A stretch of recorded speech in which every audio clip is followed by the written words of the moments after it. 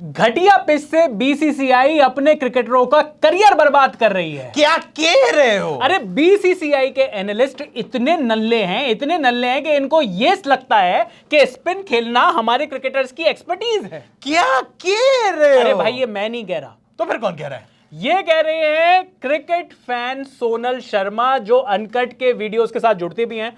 हमने एक वीडियो बनाया था घटिया पिच या घटिया खेल, किस वजह से टीम इंडिया थर्ड टेस्ट हारी। यहां पर इन्होंने एक बड़ा लंबा कमेंट किया है और ये कमेंट उन लोगों के मुंह पर भी तमाचा है, करारा तमाचा है, जो जिनको ये लगता है कि लड़कियों को क्रिकेट समझ में नहीं आता। तो एक तो विमेन प्रीमियर लीग शुरू हो गया, वो एक करारा तमाचा है। करेक्ट। और अब इनका कमेंट, क्योंकि भाई सोनल शर्मा नाम है इनका जी, हिमाचल प्रदेश से आती हैं, इन्होंने एक इतना लंबा कमेंट किया। और ये कमेंट और ये वीडियो सिर्फ इस चीज के लिए है सर, एक कमेंट नहीं है, हाँ 32,000 कमेंट है, मतलब झड़ी लगा दी इतने सारे कमेंट और पोथा लिख दिया और एक एक ऐसी बात कही है जो चुभेगी। मतलब यहां पर अगर यहां पर अगर बीसीसीआई के चीफ सिलेक्टर को बिठा दूं ना, यहां पर चेतन शर्मा को बिठा दूं अगर मैं, अरे मतलब लेटा दूं, वो तो लेट कर बात करते हैं ना गुरुदेव, लेकिन उनको तो बीसीसीआई वालों ने भी बैठने लायक नहीं छोड़ा ना। हाँ, ये उनको भी भगा दिया वाला ऐसे। उन्होंने कहा जी हजूरी तुम बाद में करना, निकल पहली फुर्सत में। बिल्कुल। तो लेकिन सोनल शर्मा ने ये जो घटिया पिच पर जो बातें लिखी हैं, ये वीडियो हम इसी के बारे में बता रहे हैं। और क्या क्या उन्होंने लिखा है, एक एक ऐसी चुभने वाली बात बोली है उन्होंने, बहुत सही कमेंट किया। तो मैं इस कमेंट की शुरुआत कर देता हूं अभिषेक। ठीक है। उन्होंने कहा है, सबसे पहले उन्होंने कहा है कि बीसीसीआई अपने खुद के बैट्समैन को डिस्ट्रॉय कर रही है, उनको नेस्तनाबूद कर रही है इस तरीके की पिच बनाकर।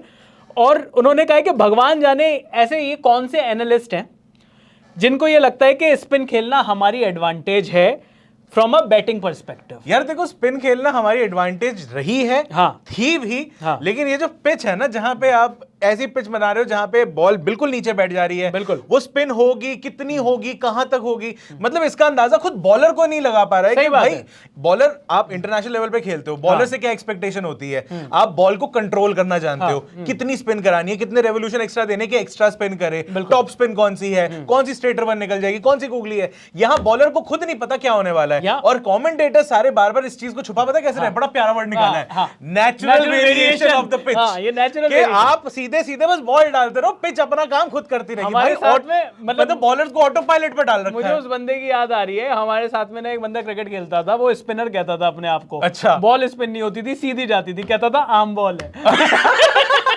हर बॉल को आम बॉल बताता था। क्या नाम था उनका?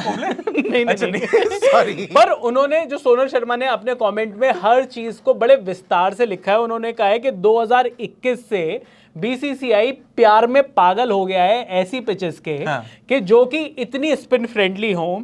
उन्होंने कहा है कि हमारे पास बहुत बढ़िया स्पिनर हैं, we have the best of the spinners, ये बात हम सबको पता है, लेकिन पिच को इतना भी स्पिन फ्रेंडली मत बना दो कि टूरिंग टीम के जो मामूली स्पिनर्स हैं वो भी, यार देखो कुछ भी कहो, नेथन लायन की बात अलग है, नेथन लायन के इतने विकेट्स हैं उनके, पर बाकी के जो दो स्पिनर हैं, नेथन लायन के मानो ना मानो बंदे का डिसिप्लिन है, नहीं बिल्कुल, उसके पास वेरिएशन नहीं है, कुछ नहीं, ऑर्थोडॉक्स स्पिन डाल रहे हो, पर मैं ये कह रहा हूं अश्विन जडेजा और अक्षर पटेल के सामने अगर आप नेथन लायन को ला दो और उनके बाकी दोनों को ला दो जो अभी डेब्यूटेंट है, टटपुंजी हो गई, कहूंगा चाहे टॉड मर्फी हो, टॉड मर्फी है, कूनेमैन है, तो मैं ये कह रहा हूं कि वहां पर कोई कंपैरिजन अपने आप में नहीं है। तो ये जो हम भी बहुत टाइम से ये बात कर रहे थे, उन्होंने कहा कि इस तरीके की जो पिच बनाकर जहां पर मामूली स्पिनर भी दूसरी टीम के खूंखार लगने लगे, और तो और पेसर्स जो हैं वो डेकोरेटिव पीसेस, इन्होंने बड़े बढ़िया शब्द उन्होंने कहा, पेसर्स को डेकोरेटिव पीसेस की तरीके से लगने लगे हैं, आगे जो है ना फील्ड पर सजा दो। नहीं, वो बात करेक्ट है, वो इतने सारे शब्द भी लिखे हैं और इतने बढ़िया बढ़िया भी लिखे हैं, उसके बाद स्टैट्स भी अभी आने वाले हैं, स्टैट्स भी आएंगे नीचे उन्होंने ना लिख दिया था कि मैंने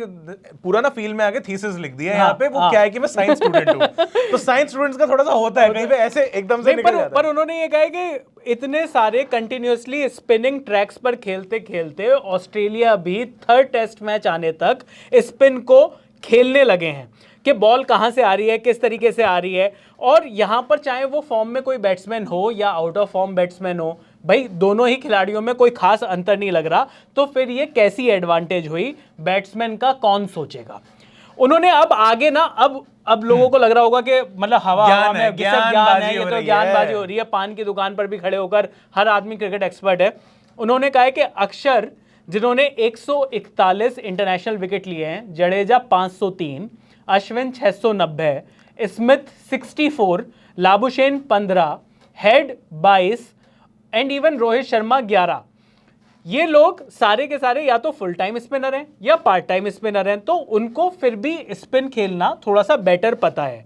बट प्योर बैट्समैन जिससे एक्सपेक्ट किया जा रहा है वो सिर्फ और सिर्फ या तो उस्मान ख्वाजा हैं या चेतेश्वर पुजारा हैं, जो कि मतलब सिर्फ और सिर्फ इनसे ही उम्मीद करी जा सकती है कि स्पिन को बेटर तरीके से कैसे खेला जाए। मैं कहीं ना कहीं हल्का सा इस पॉइंट से शायद अग्री नहीं करता हूं, कंप्लीटली अग्री नहीं करता हूं कि जो स्पिनर्स है खाली उनको पता हो कि स्पिन कैसे खेली जाती है, वरना बैट्समैन हमारे पास जितने भी रहे हैं प्योर बैट्समैन रहे हैं। फॉर एग्जांपल हमारे फॉर्मर कोच, अभी जो कोच है former Indian captain player Rahul Dravid, वो अब बॉलिंग स्पिन कर लेते यार, वो बहुत पुराने जमाने की एक आधे ओवर की बात है, विकेट भी लिया हुआ यार। ऐसे तो सारे बैट्समैन कर लेंगे ना यार, इतना तो मतलब सारा खेलना जानते हैं। हाँ नहीं, ये तो बात सहवाग भाई स्पिन कराते थे, तेंदुलकर मतलब वो तो सभी कराते थे, वो तो बताते भी नहीं थे मैं कौन सी डालता हूं, कोई सी आ जाए मतलब। बिल्कुल, लेकिन वो ये भी कह रही है कि बैटिंग भी खराब थी, कोई डाउट नहीं है इस चीज का, लेकिन पिच के बारे में भी बात करना ज्यादा जरूरी है। देखिए पहले 2 टेस्ट मैच हम जीते, पिच के बारे में कोई बात नहीं कर रहा था, बट ये बात माननी पड़ेगी कि हमारे जो जैसा कि हम भी बात कर रहे थे, बहुत टाइम से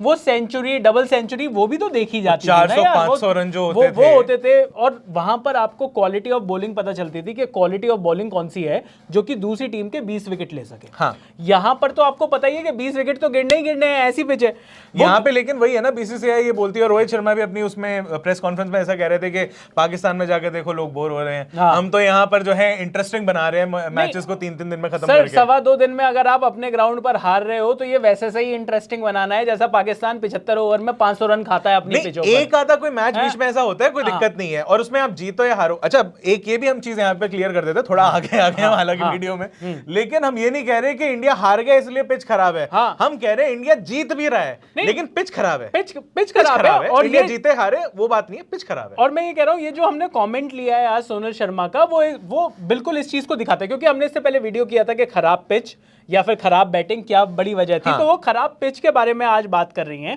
वो कह रही हैं कि इन पिचेस की वजह से बैट्समैन का जो कॉन्फिडेंस है वो पूरा का पूरा चकनाचूर हो चुका है। बीसीसीआई की रिस्पॉन्सिबिलिटी अपने बैट्समैन के प्रति भी है जो कि आउट ऑफ फॉर्म है। उन्होंने कहा कि वो लगातार फेल हो रहे हैं, जो बैट्समैन फेल हो रहे हैं, और ये कई लोग कह रहे थे कि अच्छा हुआ केएल राहुल को नहीं खिलाया तीसरे टेस्ट मैच में, नहीं तो एक और जो फेलियर है उसका तमगा और उनके मुंह पर लग जाता, उनके मुंह पर लग जाता। पहले ही इतना एक तो विलन बन चुके थे, उसके बाद फिर और बंदे की साइकी जो है, जो कॉन्फिडेंस है, वो और ज्यादा नीचे जाता। बिल्कुल। और उन्होंने कहा कि होम पिच की अगर बात करें तो चाहे कोहली हो, चाहे पुजारा हो, चाहे रहाणे हो, सबके जो लोअर एवरेजेस हैं उसका कहीं ना कहीं जो कारण है वो टीम इंडिया की जिस तरीके से पिछले 2-3 सालों में पिचें बनाई जा रही हैं वो भी है। और रहाणे ने एक प्रेस कॉन्फ्रेंस में इस बारे में कहा भी था। अब उन्होंने एक और स्टेट दिया है कि सिंस 2020 के बाद से पुजारा का अगर केस देखें तो 11 में से 950 उनकी अवे पिचेस पर आई, और एक लौती जो सेंचुरी आई है वो भी अवे पिचेस पे है। बिल्कुल, वो भी मेरे ख्याल अभी हमने बांग्लादेश में देखी थी। बिल्कुल। कोहली के केस में 6 50s में से जो 4 50s हैं वो सब कॉन्टिनेंट के बाहर हैं। रहाणे के केस में 3 50 में से 2 50 और एक सेंचुरी जो एमसीजी में आई थी वो भी इंडिया पिचेस के बाहर थी। तो ये सारे के सारे स्टैट दिखाते हैं कि जो इंडिया की जो होम पिचेस है वो किसी भी तरीके से बैट्समैन को सपोर्ट नहीं कर रही, और अनफॉर्चुनेटली बैट्समैन का जो सिलेक्शन हो रहा है टीम इंडिया में वो सिर्फ और सिर्फ एवरेजेस के आधार पर हम भी बात करते हैं कि भाई इसका एवरेज नहीं है, 3 साल से 100 नहीं आई है, इतने टाइम से इसने रन नहीं मारे हैं, तो वो सारा का सारा जो कॉन्फिडेंस है वो कहीं ना कहीं उसके लिए ये पिचेस भी जिम्मेदार हैं। अब उन्होंने कहा मानस लाबुशेन की बात कर लेते हैं, जिसने अपने 36 टेस्ट में से 22 टेस्ट अपने पिचेस पर खेले हैं, ऑस्ट्रेलियन पिचेस पर खेले हैं। 70 का इनका एट होम एवरेज है। इसी होम एडवांटेजेस की वजह से आईसीसी नंबर 1 टेस्ट बैट्समैन भी वो हैं। स्टीव स्मिथ और जो रूट दोनों ने अपने जो मैचेस हैं वो 50% से ज्यादा अपनी पिचेस पर खेले हैं। तो सबको होम एडवांटेज मिलता है, सारे जो बड़े प्लेयर हैं फैब 4 सबको होम एडवांटेज मिलता है। हमारे इंडिया के प्लेयर्स को वो होम एडवांटेज कब मिलेगा? मैंने इसके ऊपर एक्चुअली आगे जहां पे ये पूरे आए थे, कमेंट्स आए थे, मैंने उसके ऊपर एक मेरे दिमाग में ये भी पॉइंट आया था कि बीसीसीआई इस टाइम पे जो कर रही है कि हम शुरू से जो बोलते हैं कि हम स्पिन फ्रेंडली, हम जो बैट्समैन है वो स्पिन को ज्यादा अच्छा खेलते हैं, हम स्पिन फ्रेंडली विकेट्स प्रोड्यूस करते हैं। तो यहाँ पे जिस तरीके से एक ब्रांडिंग हो रखी है कि साउथ अफ्रीका की सेना कंट्रीज जो हम बोलते हैं वहां पे ब्रांडिंग हो रखी है कि भाई चिन म्यूजिक आपको मिलेगा, बाउंस मिलेगा, ग्रीन टॉप मिलेगा, सब कुछ मिलेगा। बीसीसीआई यहाँ पे चाह रही है कि उसी पॉइंट को कि हमारी स्पिन विकेट्स हैं तो हम उसे ही उतना ज्यादा एक्सट्रीम कर देते जितना ज्यादा मे बी ऑस्ट्रेलिया पर्थ में एक्सट्रीम कर देती थी कि भाई बॉल कोई बिल्कुल अनप्लेबल हो जाए, क्योंकि वो वहां का सरफेस था यार, मतलब वहां का सरफेस वो बना के भी रखते थे ओवर द टाइम। ऑब्वियसली वो पर्थ के वो बाउंस जो है वो कम हो गई थी, नया स्टेडियम बना, वहां पे नई बाउंस है, अच्छी बाउंस है। लेकिन मैं ये कहना चाह रहा हूं कि शायद यहाँ पे बीसीसीआई अपने मतलब इंडियन पिचेस की ब्रांडिंग उतने ही ज्यादा तरीके से, उतनी ज्यादा मतलब पुरजोर तरीके से वो शायद रखना चाहती है सबके आगे कि हम उतनी ही ज्यादा टर्निंग पिचेस बनाएंगे कि बैट्समैन से खेला ही ना जाए। नहीं वो, और मैं ये कह रहा हूं कि होम एडवांटेज होना चाहिए, बिल्कुल होना चाहिए, पर क्या ये असली में एडवांटेज है? मैं ये कह रहा हूं जब ऐसा मैं ये कह रहा हूं कि उन्होंने सोचा होगा। नहीं सोचा, देखिए वहां पे वो बोलते ना सोच अच्छी लगी, देखिए हमें तो मतलब तो क्या हम ये कह रहे हैं कि हमें अपने बैट्समैन का जो कैलिबर है उसके ऊपर हमें उतना विश्वास नहीं, या फिर हम अगर बैटिंग पिच अगर हम थोड़ी सी न्यूट्रल पिच बनाते हैं तो हमें अपने बॉलिंग पर उतना विश्वास नहीं?